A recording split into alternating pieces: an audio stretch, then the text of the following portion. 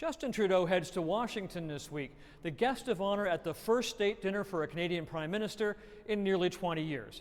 It promises to be an A-list social event.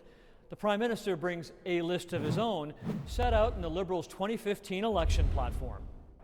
For the past decade, Stephen Harper led a government that is increasingly partisan, suspicious, and hostile when dealing with our closest neighbors. We will end this antagonism and work with our partners to advance our shared interests. What are those shared interests?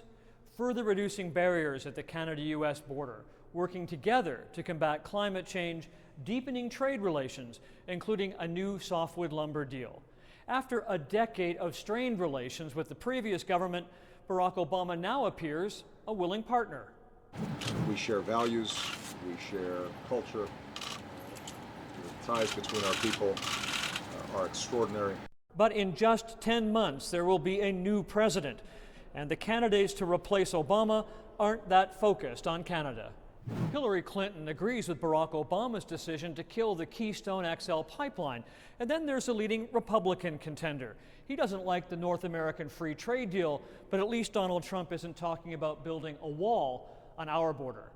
It would be very, very hard to do. I don't care what anyone says. It is not our big problem. Still, the relationship can't be taken for granted. Trade between the two countries totals more than $2 billion a day.